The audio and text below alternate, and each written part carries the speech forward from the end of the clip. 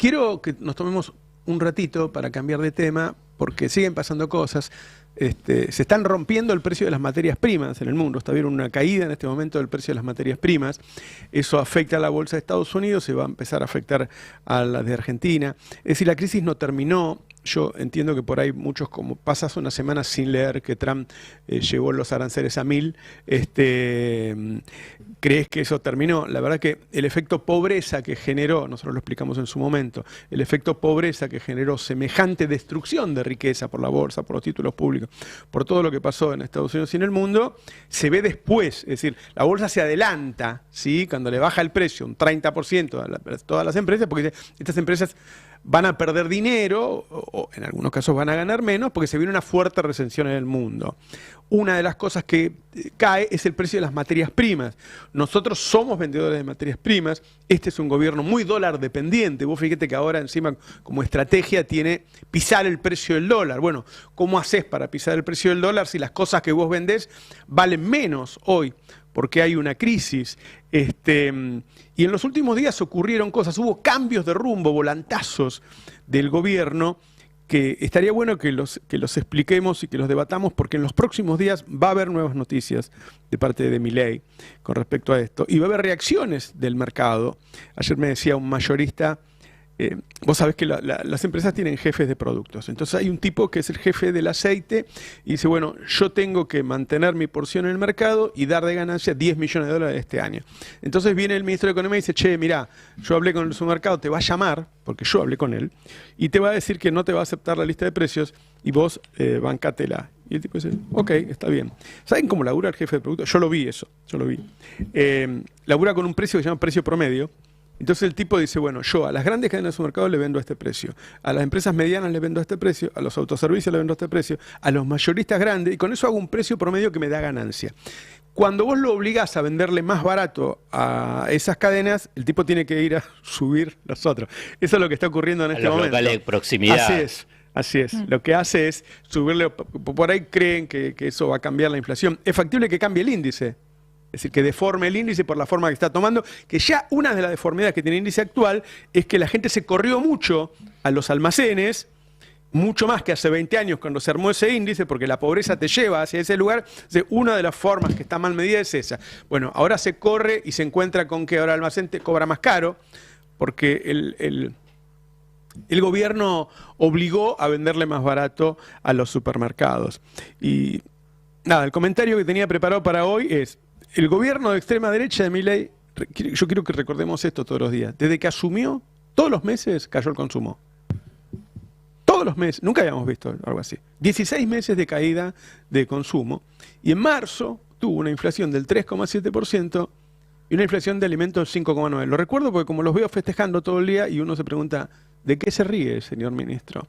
Digo, luego de gastarse $20.000 millones de exportaciones del año pasado que desviaron directamente al dólar fuga, y 8.000 millones desde diciembre, tuvieron que ir corriendo al Fondo Monetario Internacional y armar un acuerdo a las apuradas que en la primera semana causó una suba generalizada de precios. Tan desesperado estaba Milei, que ahora festeja y se hace el macho y dice que estaba todo planeado, que viajó a Estados Unidos y buscó una foto que no encontró. Así de desesperado estaba, ¿sí? Entonces, Milei estuvo al borde del infierno y el fondo lo salvó. Y luego cayó en manos de los formadores de precios. Y eligió volver a la misma timba que lo había dejado en las puertas del infierno, poco antes. Es decir, la historia, lo que estamos viviendo ahora, estos días, es la repetición de lo que ya vimos.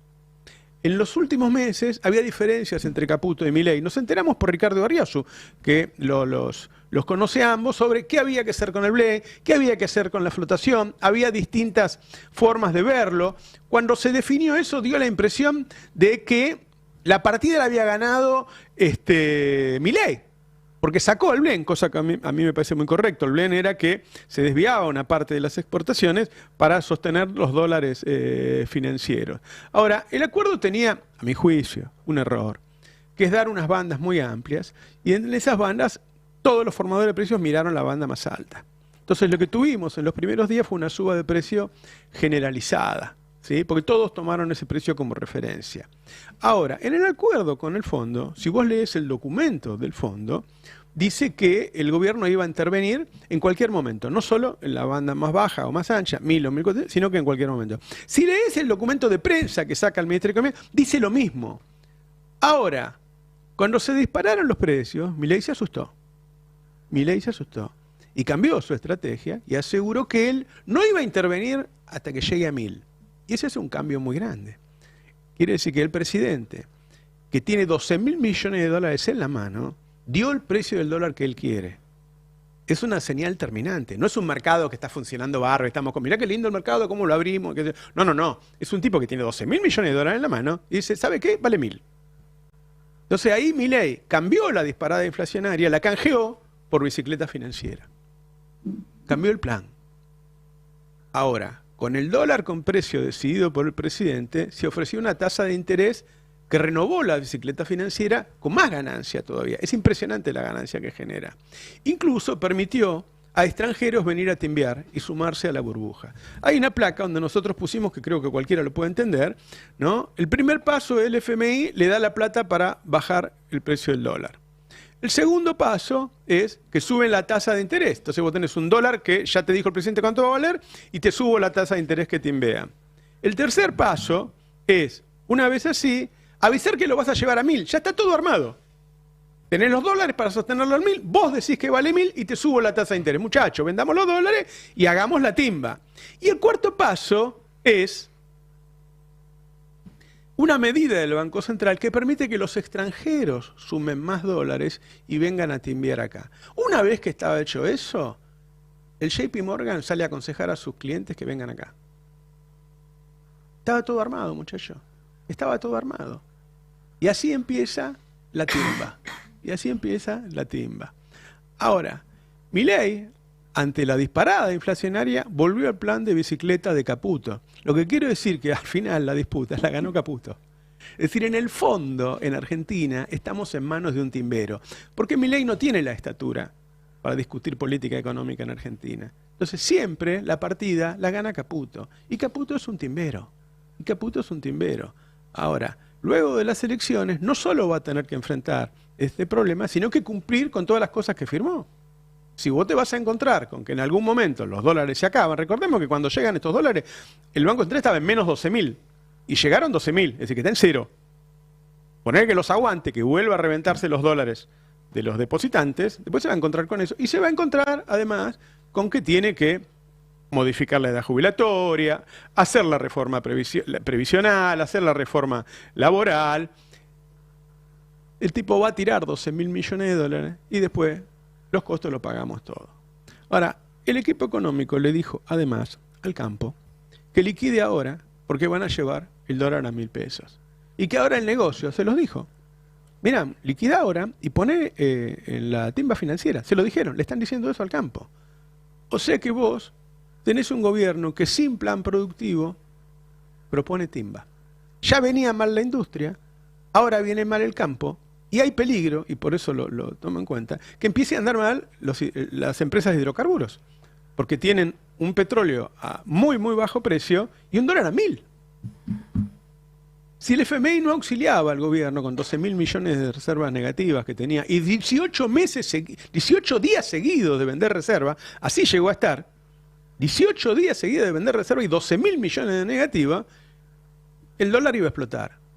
Dicen, Navarro dijo que iba a valer 2.000. 10.000 podía haber valido. 10.000. Si vos tenés 12.000 millones de dólares de reserva negativa y llevás 18 jornadas de solo vender, si no viene el fondo y te da la guita, terminabas en el infierno, terminabas en cualquier cosa. Ahora, los tipos lo salvaron y el otro día se pusieron a festejar. Ahora, ¿por qué es un plan por poco tiempo? Argentina es un país en donde vos te tomás un café, no en la biela, te tomás un café acá en la esquina y sale más caro que un café en el Café de la P en París. No digo, no estoy diciendo cualquier cosa, se lo pregunté a un amigo que vive ahí cerca, ¿ok? Al primo de Mario Wenfeld. Sale más caro tomar un café acá en la esquina, en Palermo, que en Café de la P. ¿Sí? Entonces, ¿qué quiere decir? Que tenemos el dólar muy barato. Si vos agarrás el índice Big Mac y querés poner a Argentina en el promedio, el dólar tiene que valer más de 2.000 pesos. El índice del MAC es el de las hamburguesas. ¿Y cuál es el problema de tener un dólar tan barato? Bueno, muchachos, que vamos a importar más que nunca, que la gente va a viajar al extranjero más que nunca, que van a comprar enanas más que nunca, que van a ir a comprar a Chile, a Paraguay, a todo lo que está por acá cerca, y vamos a gastar dólares a lo loco. Lo que quiero decir es que con este precio, tarde o temprano, esto, hermano, se va a romper. Hay una placa de comercio exterior para que veas, las exportaciones cayeron en el último año, de marzo de 2025 a marzo de 2024, 2,5%. Las importaciones subieron 38,7%. El saldo comercial cayó un 85%. Con el dólar anterior, un dólar a 1000, si ponen un dólar a 1000, está mucho más atrasado que el de 1100 de antes. El dólar de 1100 de antes era el dólar del final de la convertibilidad. ¿Se acuerdan cuando se rompió todo, la mayor crisis económica, financiera, política, institucional de la historia? Bueno, ese dólar teníamos. Y ahora lo van a atrasar más.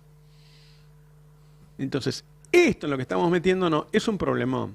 La importación de alimentos subió un 185% en los últimos 12 meses. Y esto que están festejando de nueva deuda, desde que asumió Milei, la deuda creció en 120.000 millones de dólares. Y siempre que se van estos gobiernos de derecha y vuelve el otro gobierno, cuando vas a mirar qué porción del gasto es la deuda, es la más grande. Entonces resulta que viene un gobierno popular y no puede hacer nada porque tiene que pagar los intereses de la deuda. Eso es lo que están festejando. Esa porquería es la que están festejando. Para tapar esto, el presidente empezó a atacar a todo el mundo. Yo no soy muy de defender a los periodistas que ahora se sienten horrorizados, porque yo no lo escuché defender a los dueños de los medios que metieron preso, no los vi defender a quienes nos persiguieron y nos censuraron. Pero debo decir que se está pasando un límite.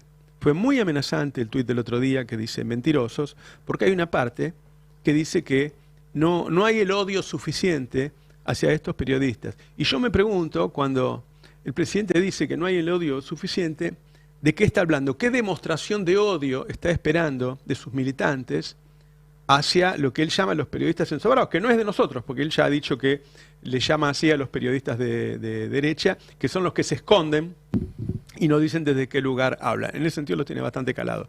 Pero está pidiendo violencia contra ellos.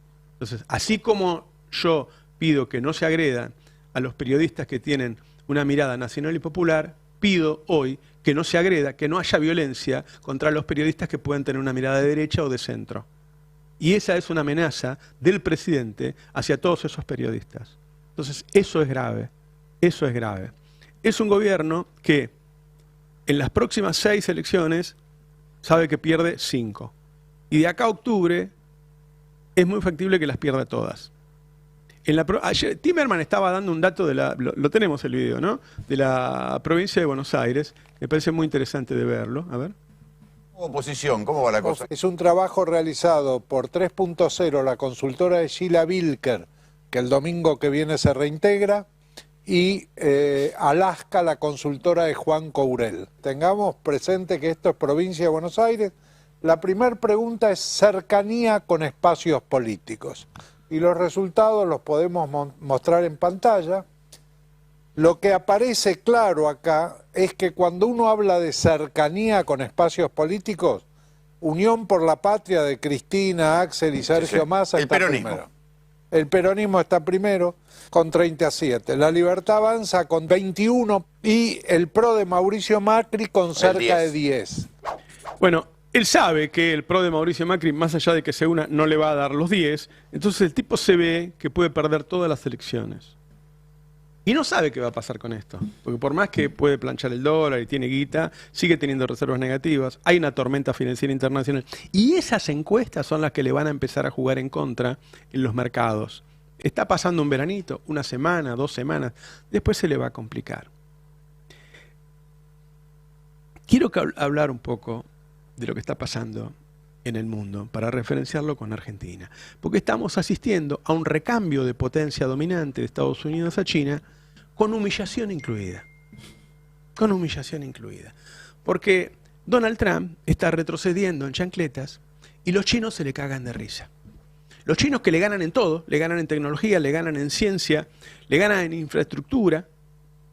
Vemos ciudadanos chinos riéndose no solo de del país Estados Unidos, sino de su sociedad. Un país que Estados Unidos ni siquiera tiene el 5G todavía.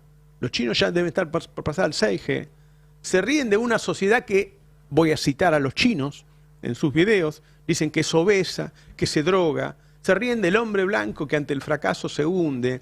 Quiero decir que estamos viendo cómo un país con una economía con fuerte preeminencia del Estado, un Estado que planifica, que dirige, que controla, está humillando a un país con una economía de capitalismo salvaje. No que la está pasando, que la está humillando. ¿Sí? Digo, no se puede extrapolar un modelo de país, pero sí se puede entender que el capitalismo salvaje fracasó, que no solo hunde a las economías, sino que hunde a las sociedades y hunde al ser humano. Entonces, en este contexto, con la realidad a la vista, en Argentina hay una élite mezquina, bruta e iletrada que sostiene con su plata y sus medios de comunicación un gobierno como el de Milei. Cada vez estoy más convencido de que lo peor que tuvimos no son Videla, Menem, Macri y Milei. Lo peor que tenemos es esta burguesía horrible, egoísta y bruta que los impulsa y los sostiene. Estamos en un peligro muy grande en este momento con un presidente que es capaz de negociar cualquier cosa para durar un tiempo más y sigue siendo sostenido por esa burguesía que ni siquiera abre los ojos para darse cuenta que hay otro tipo de economía en el mundo que está teniendo preeminencia que no tiene nada que ver con sus ideas. Alfredo. Que además está repitiendo los errores históricos de lo que son los grupos dominantes. Abrazarse en forma amorosa a la potencia en declinación y no a la potencia que... Lo hicieron con los ingleses. Claro, lo hicieron con los ingleses, cuando Estados Unidos subía. Bueno, por favor, elijan bien, una vez, ya no lo van a elegir, porque no me quedó claro cómo la definiste a las élites, digamos. Lo de iletrada fue ahí. Te juro, cuando dicen envidiosos, yo los conozco a todos, y yo te juro que no... A ver... No sé, a vos te envidio, o sea, yo quiero saber lo que sabes vos, no quiero tener la guita que tiene Roca, no me interesa, no me genera nada. Lo que tiene esta burguesía es que, lo exagero, ¿no? Son genios para hacer plata, digamos, ¿por qué? Por sus vínculos, pero después, cuando tienen el análisis sobre la sociedad argentina, sobre la economía, sobre el mundo, y sí, son ignorantes. Digamos, no conocen, son poco leídos, no tienen capacidad de reflexión. Y lo digo, si querés lo puedo ampliar, si querés a veces también en la clase política, si querés también en el mundo sindical, pero en el mundo empresarial, porque además ellos, digamos, se erigen como los patrones, digamos, intelectuales y morales de la Argentina, ¿no? Entonces, y cuando hablas con ellos decís, pero acá le falta un poquito más de densidad en el análisis. ¿Por qué no pueden avanzar y analizar un poquito más qué es lo que pasa? ¿Por qué tienen que ir no a mendigar, a estar subordinados a un almuerzo con el secretario del Tesoro, Scott Bessent, cuando en realidad son parte de una disputa mundial? ¿Y qué pensás? ¿Que vas a estar beneficiado? El campo, ¿quién es el principal comprador de la soja? China. Incluso tomando la hipótesis de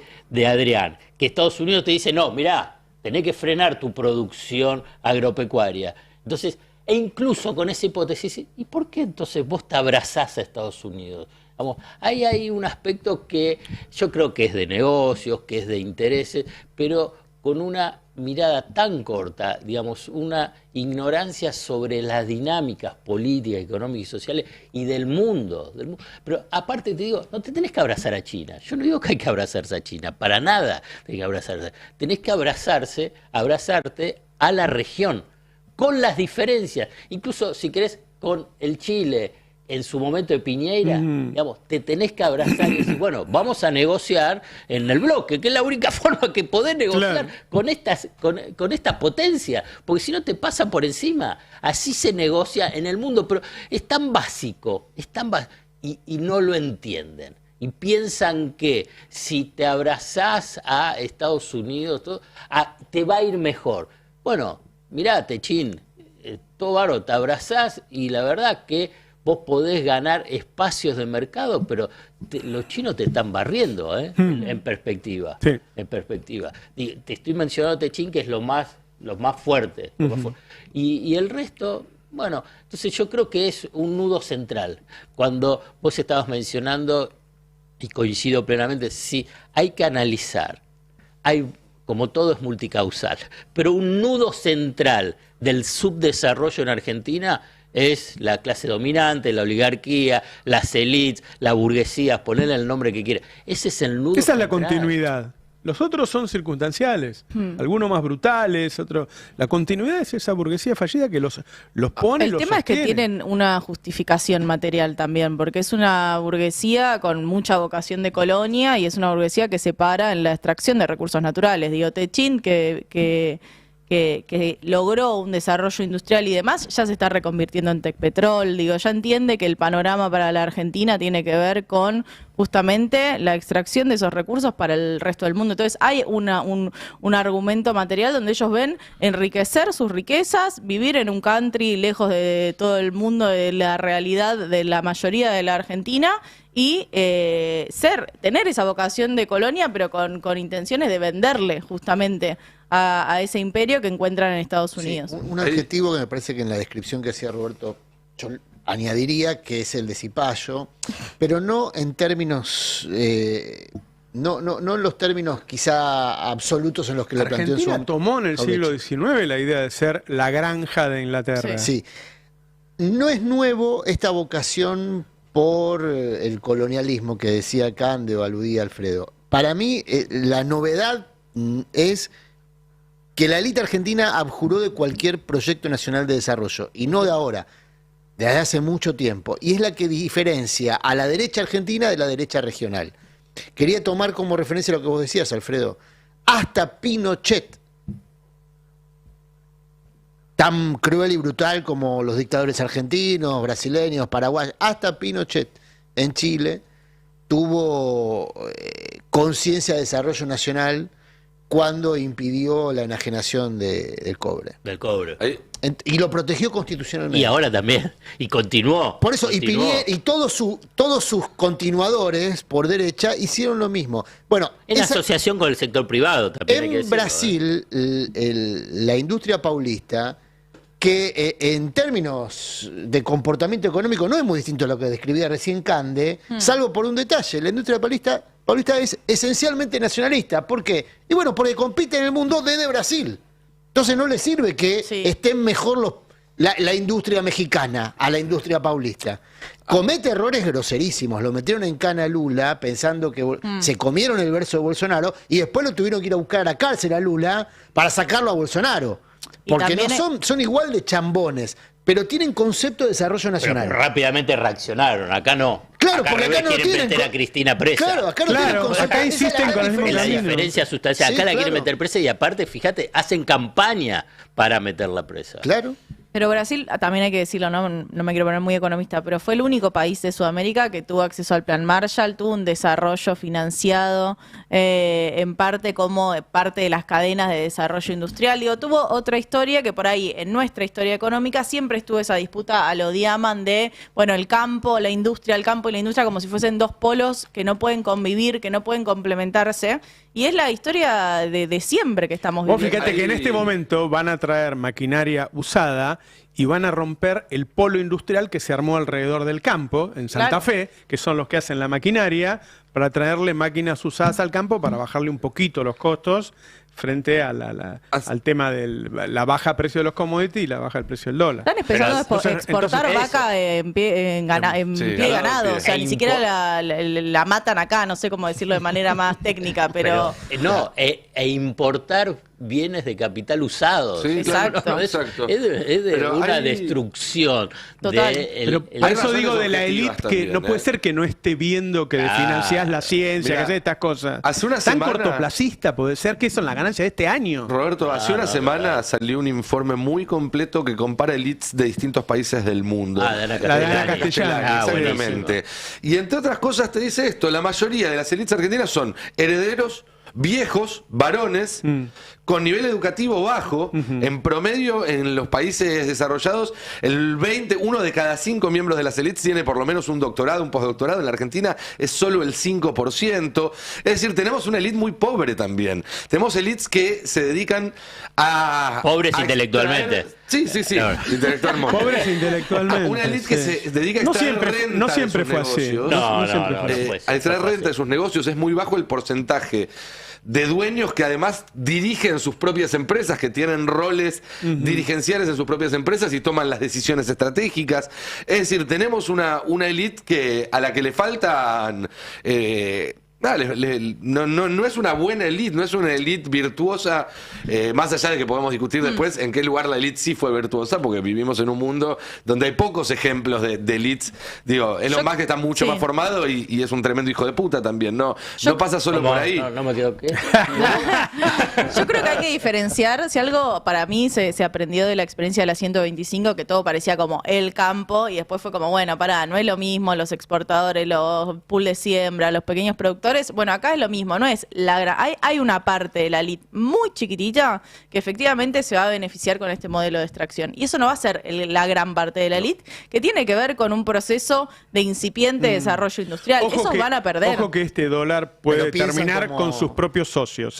Claro. O sea, este dólar con un petróleo a $60, ahí tiene un problema ya Bueno, con sus mismas alianzas. Es que ahí entra lo que hablamos la semana pasada. Hasta ahora Milei estaba sustentado en un pool de sponsors que tenía mayormente empresarios argentinos y capitales argentinos atrás. En este momento está invertido 100% en Washington. En este momento el apoyo de Milei es 100% de afuera. Hay que aclarar que no es fácil, digo. Hay un problema monetario en Argentina, o bimonetarista en Argentina, desde hace muchos años que él lo hereda. Hay un problema de falta de dólares que él lo hereda. Él viene después de la sequía. Ahora, las decisiones que va tomando, por eso digo, son las decisiones, un tema muy complejo como es son las decisiones de un timbero, son las decisiones que priorizan la bicicleta financiera. Yo creo que Milei en algún momento tuvo una puja con Caputo sobre qué hacían con esto, y el otro día se asustó, se cagó encima de los formadores de precios, porque los formadores No de me precios... quedó claro. No, es que te pasan Estamos por muy arriba. explícitos, Yo me sí. acuerdo, mira, cada secretario de comercio que entra, yo voy y les digo, mira, son amigos míos, muchachos. Yo los conozco. Cuando yo tenía 20 años, ellos tenían 20 años, ahora son los directores de empresas. Te van a pasar por arriba, te van a comer, te van a mentir, vos no vas a entender nada, te van a engañar. Se lo digo a todos los secretarios de comercio del lado nuestro y del otro, y les pasa todas las veces. Y les pasó eso y se asustaron, y por eso salió el presidente con 12.000 millones de dólares que recién le llegaron, fresquitos, crocantes, y dijo, el dólar vale 1.000. En este momento está 1.070 el mayorista, no es joda. Es decir, está más barato que el 1.097 que estaba antes, y sin el blend. Me das el Te disparador. tiro para el alimentos, Sí, me además. das el disparador para hablar sobre el tema de la inflación. Sí. Porque claramente se le quemaron todos los papeles. Y hay un tema de diagnóstico. Cuando uno empieza a hablar, te decís, bueno, a ver qué es lo que pasa con la economía. ¿Qué es lo que pasa, si querés, con Milei, la interpretación de la economía? ¿Y qué es lo que está pasando? Vos estabas hablando sobre los formados de precios, pero vos fijate qué es lo que ha insistido una y otra vez, y ahora lo vamos a escuchar en el tape 1, la definición que tiene Milei sobre la inflación. ¿Cómo es la definición que nosotros usamos de inflación? La inflación es siempre y en todo lugar un fenómeno monetario, generado por un exceso de oferta, ya sea o porque subió la oferta, o porque cayó la demanda, o pasaron las dos cosas a la vez, y eso derivó en que el poder adquisitivo del dinero caiga, es decir, todos los precios expresados en una unidad monetaria sube.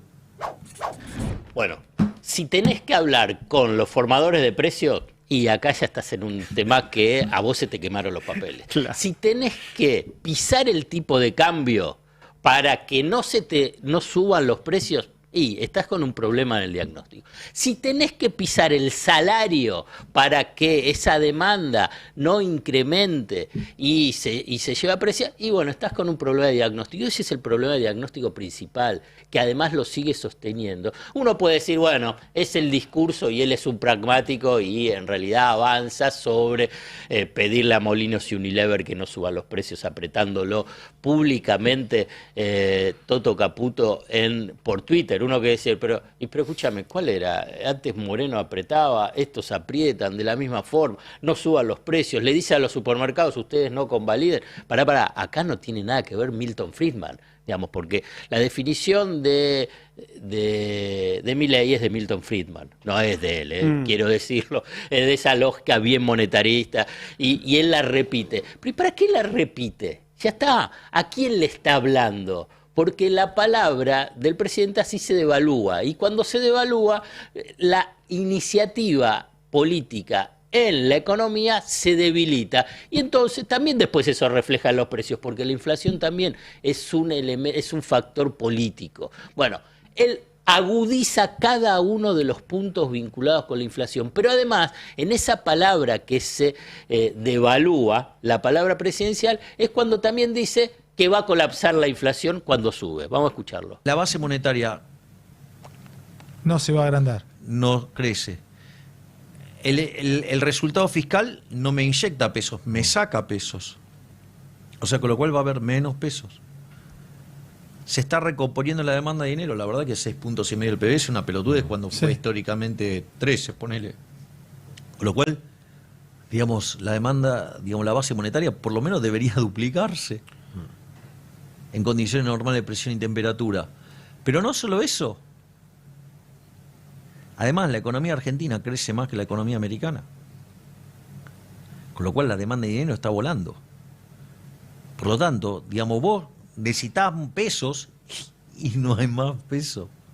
Entonces, inexorablemente, en algún momento, la inflación va a colapsar. ¿Cuándo va a colapsar? A mitad del año que viene. Bueno, acá es donde insiste en el error de diagnóstico. Él habla de la masa de dinero y que no hay pesos suficientes. Vos lo mencionaste, Roberto, también en varias oportunidades. En realidad vos tenés que ampliar cuando lo ves al M3, cuando tenés los plazos fijos. En realidad tenés una relación casi de 50.000 millones de dólares que necesitas para atender. Entonces tenés la posibilidad de la corrida. No es que no tenés los suficientes pesos en la economía para la poder... La mayoría de los plazos fijos están a cambio. 30 días. Claro, y además eso. Entonces, yo cuando fue 2001 tenía 7, 8 plazos fijos, llegué antes a sacarlos todos, fui y compré dólar. Entonces la gente cuando se empieza a asustar va y compra dólar. Discúlpenme, a 1.000 pesos compren todos los dólares que puedan. La velocidad de circulación del dinero, esto es otro de las variables. Cuando tenés aumento de precios colapsa la demanda, no es que va a colapsar la inflación. ¿Sabes cuándo colapsa, si querés, la inflación? Cuando tenés una depresión económica. Claro. Entonces, ¿qué es lo que querés? ¿Qué quiere ir Milei? ¿A una depresión económica? Bueno, entonces hay un problema, si querés. Yo ahí sigo internamente en un debate. ¿Es un diagnóstico equivocado? ¿Lo cree o simplemente es una estrategia política? Si es una estrategia política, digo, bueno. Bueno, ahora va a intentar llegar a las elecciones con un dólar a 1.000 y ver si, o sea, tuvo ya un mes de 3,7. Este mes va a ser de más del 4 seguro. Por ahí hace que en vez de tener 3 meses de 5, como ellos mismos decían, tenga 2 meses de 4 y uno de 3. A mí me da la impresión, de todas maneras, y yo primero no creo tanto en las encuestas últimamente. Estoy creyendo más en las encuestas que lo dan en 30, 30 y pico que en esas que lo dan en 40 y pico. Ya ahora empezaron a aparecer. El otro día salieron tercero, cuartos en Santa Fe. Parece que van a salir tercero en la Ciudad de Buenos Aires. Va a haber, de acá a la elección de la Ciudad de Buenos Aires, hay 4 elecciones más de las que aparentemente ganaría una porque va como jugador menor con el gobernador. Entonces, a mí me parece que esta vez... Viste que uno siempre dice, bueno, porque Menem tenía 20% desocupados, llegó al 18,6 y reeligió. Sí, pero no había la pobreza que hay hoy. Yo creo que hay mucha gente que se engaña porque cree que la pobreza bajó. La pobreza no bajó. No puede ser que baje la pobreza y baje el consumo como está bajando. No puede ser que además los que sí consumen cambien de marca, que los que sí consumen estén endeudándose para consumir. Es decir, hay algo muy claro que te dice que la gente está cada vez peor. Si la gente está cada vez peor, a mí me parece que por más que mantenga el dólar a 1.000 y que la inflación en vez de ser un 5 sea un 4 o sea un 3... Yo no sé si va a zafar con eso. Se le quemó, discúlpame, lo último ahí, se le quemó los papeles y se le quemaron las 2 banderas. Se le quemó la bandera de la estabilidad cambiaria, aunque vaya a 1.000. tuvo que cambiar y hay la expectativa, entonces pero puede subir a 1.400. Cuando estaba en el ajuste del 1% y no pensabas que explícitamente podía llegar a 1.400, pensaban, todos especulaban, en el mercado 1.600, pero para la sociedad era, y bueno, lo sigue manteniendo. Y con la tasa de inflación lo mismo. La tasa de inflación, él había prometido que iba a llegar a 0. No es que, digamos, va a terminar en 3 y 4. En abril iba a empezar con 1, dijo él. Por eso. Entonces ahí es donde está en una situación muy, muy crítica. No, y también sumar lo caro que nos sale esta campaña electoral en términos no solo de lo inmediato de la deuda con el Fondo Monetario, sino también en términos de mediano plazo, porque tener un dólar tan apreciado hace que obviamente todas las importaciones se vuelvan más baratas. En la placa 1 tengo el aumento de las importaciones de alimentos. Estamos hablando de un sector donde Argentina no solo produce, sino que es referencia en el sector, y la línea azul muestra justamente cómo va creciendo esas importaciones de alimentos en comparación con la línea roja, que era como el nivel histórico, si se quiere, de importación de alimentos. De febrero a marzo es esa suba. Y está barato el dólar. Está barato el dólar, por ende está barato los fideos de Albania, está barato el atún de Ecuador, está barato Alfredo, todos esos productos que vemos en el supermercado. Vos sabés que yo sé comprar esto. Yo voy a alquilar galpones y los voy a llenar de fideos de Albania, paté de Rusia, todo lo que pueda lo voy a comprar. ¿No les pasó en el supermercado? Yo en el supermercado me estoy tardando 2 horas porque no puedo creer la cantidad de productos que hay de otros países. Claro. En fideos, en cereales. Vos decís, chicos, somos productores de fideos, de cereales. ¿De qué estamos hablando?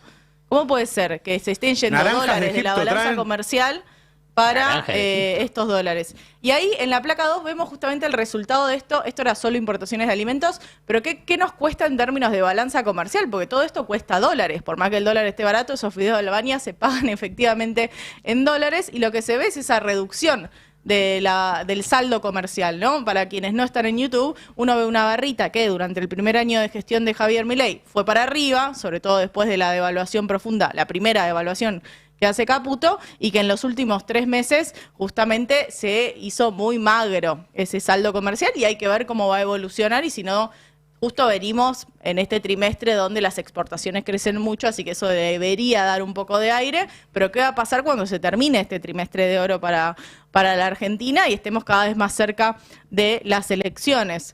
Y ahí, en la placa 4, lo llevo como para que veamos un poco la serie de importaciones en un poco más amplio, porque hay que comparar con otros momentos, ¿no? Estamos en un pico muy cercano a diciembre de 2017. ¿Ustedes recuerdan qué pasó en diciembre de 2017?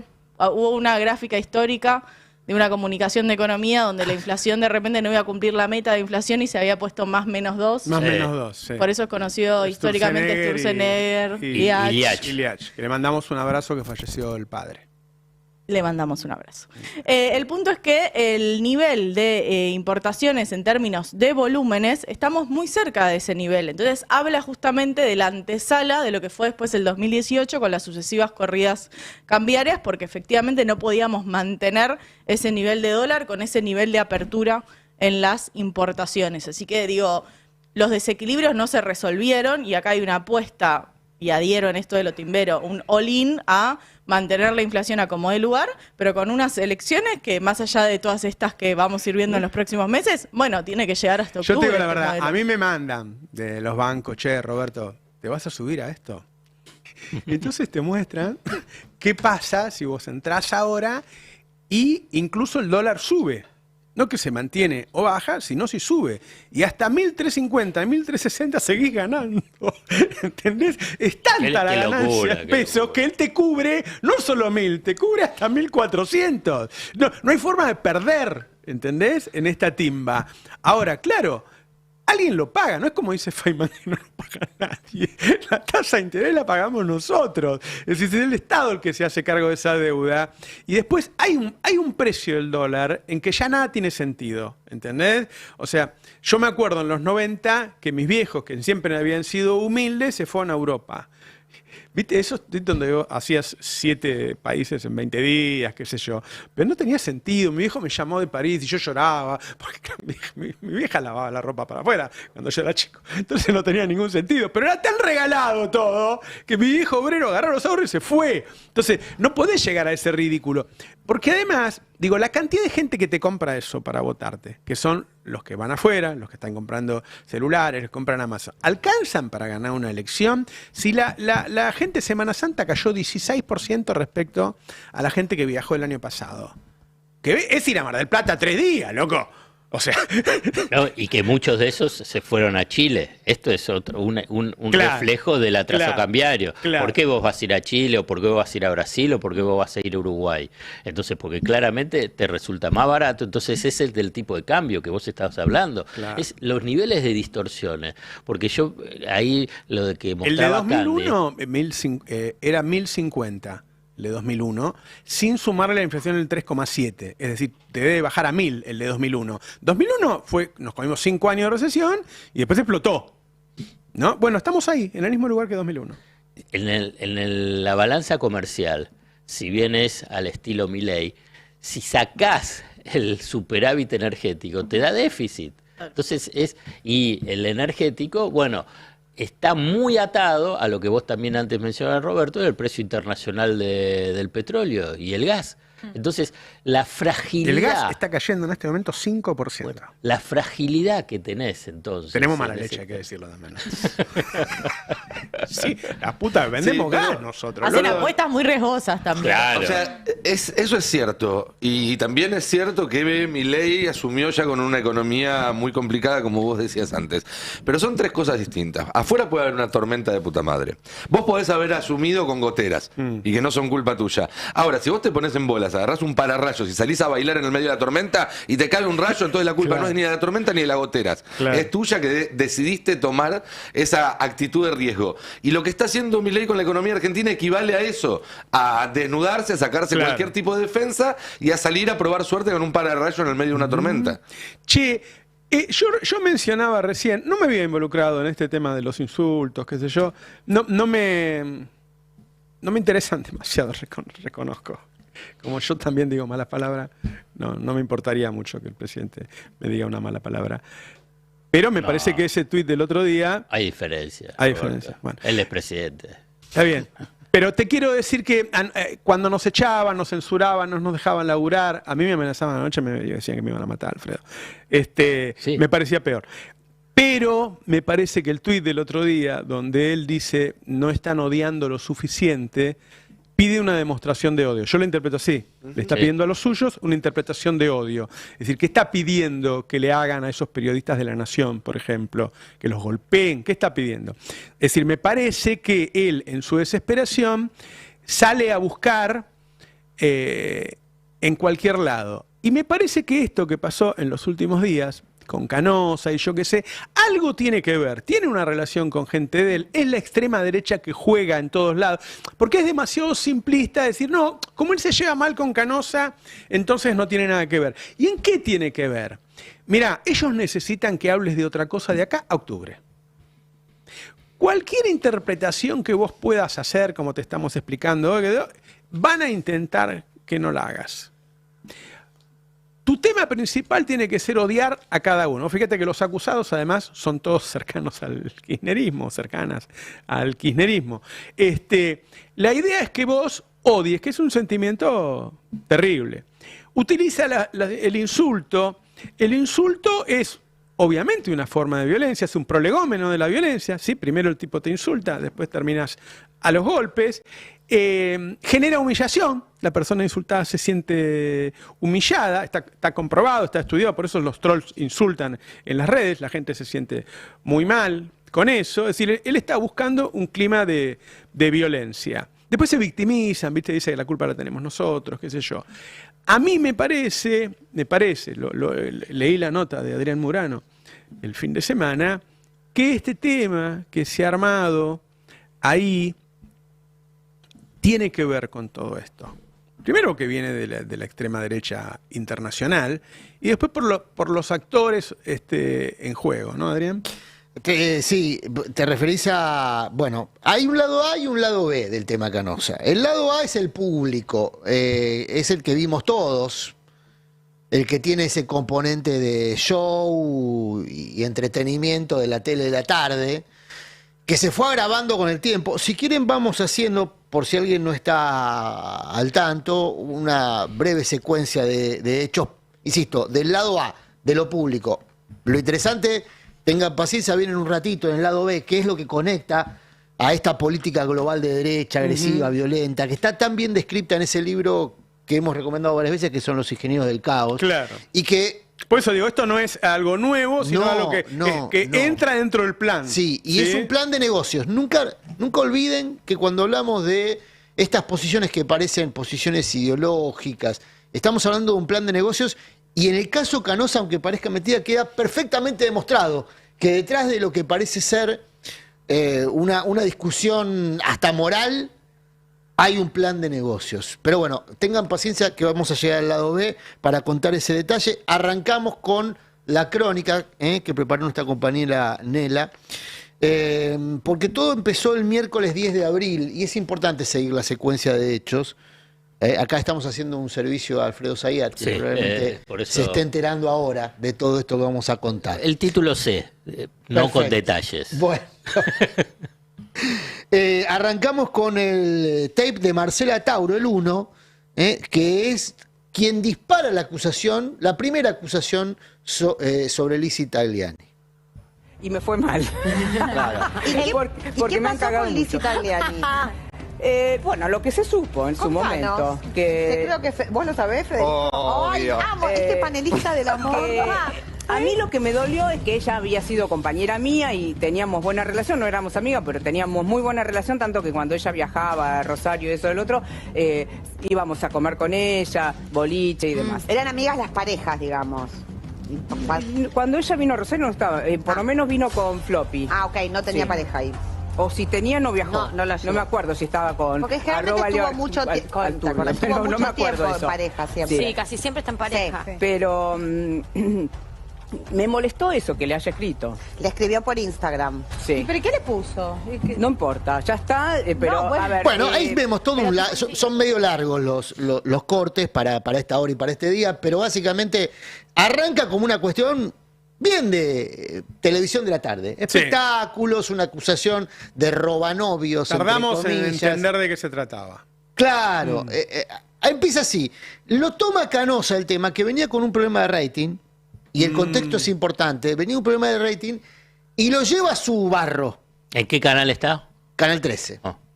Lo lleva a su barro. A ver, el hecho de que Canal 13 contrate a una persona que tomó esa basura durante la pandemia y que murió un niño por tomar lo que era lo que había tomado, perdón. Cloruro Sí, de cloruro. sodio. Bueno, ella después desmintió haberlo hecho. Pero lo hizo igual. Pero, la gestualidad...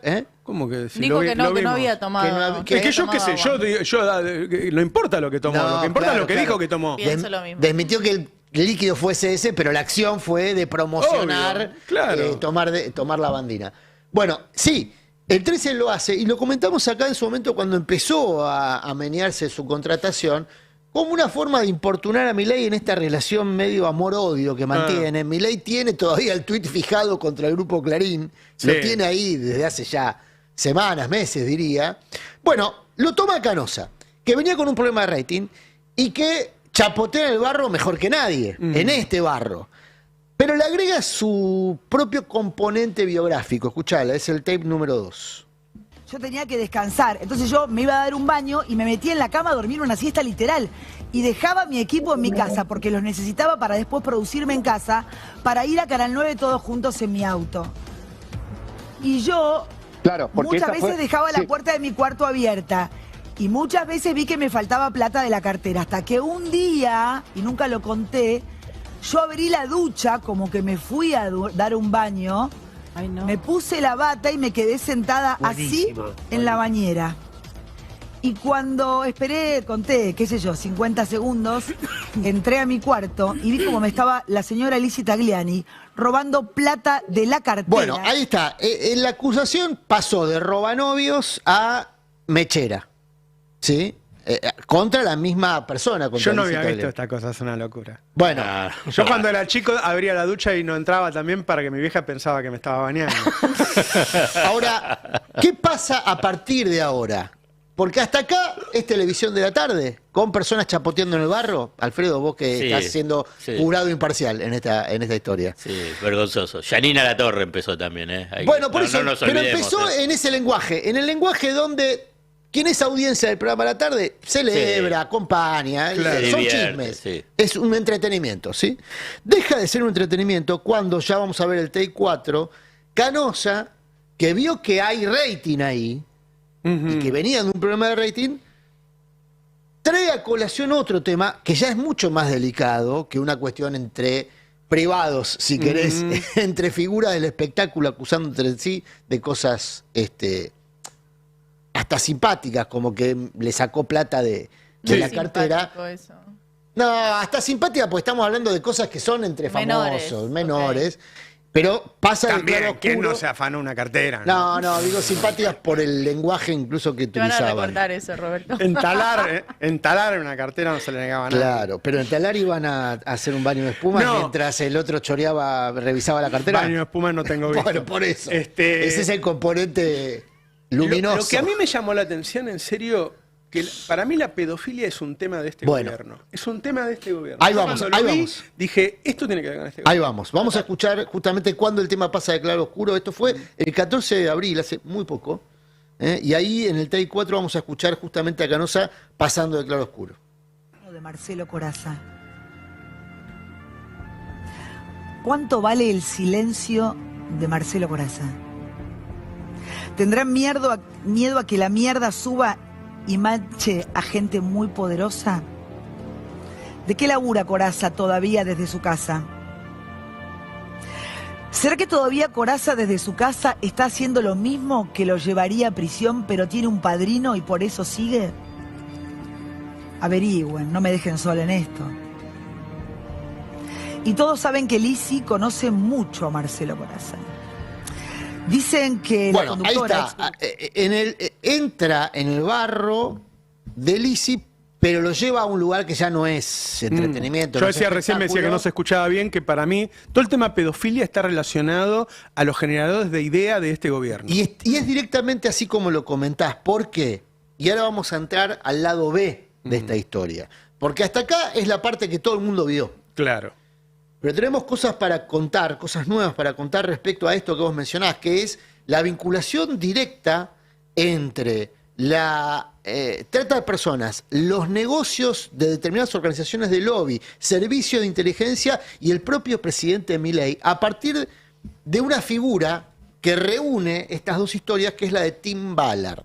Habrán oído mencionar el nombre, viene a colación porque la propia Canosa, en el medio del barro, reconoce que hace unos meses se reunió con un ex agente de inteligencia de Estados Unidos que le contó cómo había una red de trata que vinculaba a todos los nombres que esta Canosa gente... contó que se reunió con Sí. un ex agente de la Dijo inteligencia eso, de dijo Estados- eso. Bueno, la ¿Vos persona... te reuniste, Ano, con un agente de inteligencia de Estados Unidos? No preguntes, no preguntes. El tema no es reunirse, no, sino contarlo. Claro, no preguntes por las dudas.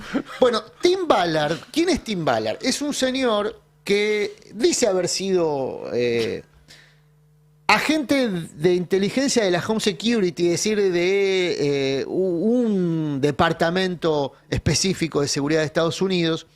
Después se relacionó él mismo con la CIA e hizo una película promocional llamada Sound of Freedom, Sonidos de la Libertad, donde promociona básicamente la acción de una ONG que él creó y que supuestamente se dedica a recorrer el mundo salvando a pibes y pibas captados por la trata de personas para abuso sexual, ¿sí? Ese es Tim Ballard. Tim Ballard efectivamente estuvo en la Argentina desde comienzos de este año y mantuvo varias reuniones. Entre las reuniones que tuvo fue una de ellas con Viviana Canosa. Es decir, que la reunión efectivamente existió y la pretensión de Ballard era que a través de Canosa le dieran intervención a Ballard y a su organización en el caso Loan. De hecho, Ballard se hace público en la Argentina a partir de determinadas acciones con patrocinio estatal que se difundieron como casos exitosos de recuperación de pibes y pibas en redes de trata. Mira, vamos a ver algunas placas. Por ejemplo, la placa 5. Ya estamos en el apartado de Valar, le aviso a la producción porque hay mucho material para compartir con ustedes. Es la placa 5, es la de... Perdón, el Valar 1, perdón, el Valar 1, perdón. Que es donde el propio Valar dice que con su asociación, Airel Recovery, están uniendo fuerzas con el presidente Javier Milei para terminar con el tráfico de niños. Esto ocurrió el 5 de marzo. Este tuiteo, este posteo es del 5 de marzo. Sigan el tiempo porque es muy importante, porque todo ocurre hace muy poco tiempo en términos públicos. ¿Me vas a decir quién es este Valar? Tim Valar es este señor. Che, discúlpenme, un minuto. Está todo destrozado, todas las acciones para abajo y Yuyito González anunció que se separó de Milei. ¿Cómo? Anunció. Sí, bueno, sí, yo no quiero, se me juntan todos los temas. Sí. Bueno, Yuyito González efectivamente anunció eso, pero terminamos, mira, avanzo lo más rápido que puedo, porque lo interesante de todo este cuento del lado B es justamente seguir el hilo de los personajes. Tim Valar es un señor que, en el marco de esta fundación, generó un mecanismo de financiamiento de la recuperación de pibes como si fuese un juego online. Las personas interesadas en financiar las operaciones de rescate tienen acceso a través de un link y un código a la visualización en vivo del momento del rescate, a la manera de la CIA transmitiendo en vivo la incursión. No puedo creer. Sí. Iban los agentes, que eran agentes de seguridad públicos en muchos casos, porque son los que hacen el operativo de recuperación, las policías, pero con alguien del equipo de Valar que iba filmando y transmitía en vivo como si fuese un juego online. El momento esto es como se llama la película de esta Black Mirror. Black Mirror. Sí, bueno, algo que tiene así. Nueva temporada. Entonces, empecé a verlo. las personas que financiaban o financian a la asociación de Valar financian a la vez tener acceso a la manera de un juego de un hecho muy dramático. Son locos. Bueno. ¿Qué Una acciones? deshumanización total. Deshumanización total que llegaba al extremo de, dice Valar, y reconoce Valar, de hacerse pasar él mismo por pedófilo. Para hacerse pasar por pedófilo, dice Valar que contrataba actrices para fingir que estaban interesados en el consumo de pedofilia. Bueno, muchas esas personas, esas mujeres que Valar definió como actrices, lo denunciaron a Valar por abuso y acoso sexual. Es muy turbio todo esto. Todo que muy estás turbio. contando. Tim Valar entonces sumó una veintena de denuncias de abuso y acoso sexual y entre otras cosas por eso fue suspendido en su propia asociación. Pero esto no quita que sea una figura muy, muy relevante en donde, en la CEPAC. Y acá empezamos a unir. Traten de seguir la línea de puntos. Bueno, CEPAC, Milei, Trump, Bresen. Mirá, el secretario del Tesoro que vino el otro día. Los vas a ver a todos reunidos en una placa, en la placa 2, donde Nancy Ross, que es una figura muy relevante, muestran, esto fue el 22 de febrero pasado, a Tim Valar, es el señor de la derecha, el señor del medio es el presidente Javier Milei, y la del costado es otra figura dirigencial de la CEPAC. Esto ocurrió el 22 de febrero pasado, es una imagen donde Valar está con Milei, y es el antecedente al tuit que veíamos después de marzo, donde Valar dice, estamos haciendo acciones con la Argentina. Aceleramos el tranco, fíjense lo que pasó la semana pasada en Casa Rosada, con una participación directa de protagonistas de la CEPAC, entre esos uno fundamental, Matt Schlapp, que es... Lo podemos ver en la placa número 4. Matt Schlapp es el CEO de la CEPAC, es el jefe global de la CEPAC. Acá lo que vemos es al propio Matt Schlapp promocionando la reunión que tuvo la semana pasada con Javier Milei en la Casa Rosada, cuando ya el escándalo de Canosa estaba activo, estaba visible. Bueno, Matt Schlapp integra, además de la CEPAC y de ser un protagonista de esta historia, integra un grupo de personas en Estados Unidos acusadas de haber cometido abusos contra mujeres y haber pagado para que esas mujeres levantaran la denuncia. De ese grupo participa el presidente Donald Trump, que también purgó una causa, tuvo una causa judicial y no purgó condena porque se verificó, o el propio Trump reconoció haberle pagado a una prostituta para que levantara la denuncia. Claro.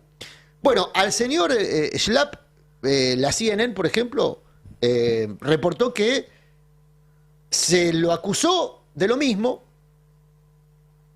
Ahí vemos este reporte de la CNN donde cuenta que un conservador del Partido Republicano, Matt Schlapp, acusado por abuso sexual, fue justamente parte de esta práctica bastante común de pagarle a sus víctimas, a quienes lo denuncian, para que levanten la denuncia. No es un delito de acción pública. Esta es una diferencia muy importante con la Argentina. Ajá. El Estado interviene más allá de que la persona quiera o no seguir con la demanda. Y allá no. Allá no. Ah, tremendo. Allá no. Por eso hay tantos casos de personas, sobre todo en el Partido Republicano, que son acusados y después absueltos, no por inocentes, sino por ricos. Por ricos. Es tremendo. El propio Schlapp, el señor que estaba con Milei en la foto que veíamos la semana pasada, hace una lista de personas acusadas que, según Schlapp, después, ahí lo vemos, mirá, Russell Brand, Tim Ballard,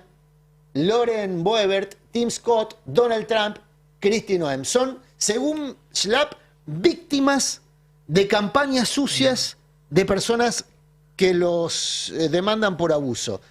Bueno, fíjate que acá Schlapp lo pone a Tim Ballard como una víctima. Claro. Tim Ballard, el que se reunió con Canosa. Cierro con esto.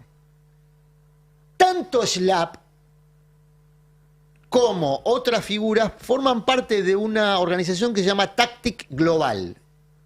Vamos, si se puede, a las placas de Tactic, que son las últimas que tenemos para ver, porque en la primera, por favor, donde está justamente Schlapp, y esta sería la segunda. Bueno, ahí vemos a Barney Bennett, el señor que estuvo con Santiago Caputo y que vos mencionabas recién, lobista de Estados Unidos, lobista, de Trump. Lo vemos a Schlapp. Y ahí abajo vemos a un argentino, Leonardo Scaturice. Este argentino tuvo un paso por la CIDE en Argentina, al punto que le genera tanto orgullo ese paso que a su primera empresa le puso C3 Consulting, una empresa de seguridad e inteligencia que reporta o recuerda la categoría que tuvo Scaturice en la CIDE, C3. Claro. Bueno, esta empresa, Tactic Global, tiene otros integrantes. Pasemos a la próxima placa.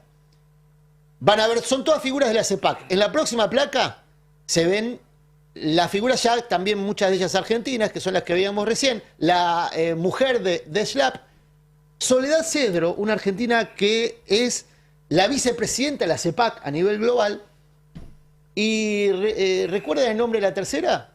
Arrieta. Ah, mira vos. Arrieta era la azafata que en su momento viajó en un vuelo donde venían aparentemente valijas con dinero que no fueron revisadas. ¿Por qué es importante el caso de Arrieta y de Tactic? Porque Arrieta vino en el mismo avión donde vinieron en la última reunión que contaba Schlapp, dos empresarios muy importantes del sistema de la timba global. Uno de ellos que ya hizo varias inversiones en el Caputo 1, dueño de un fondo de inversión que se llama Discovery. Bueno, son los que se reunieron con Milei la semana pasada.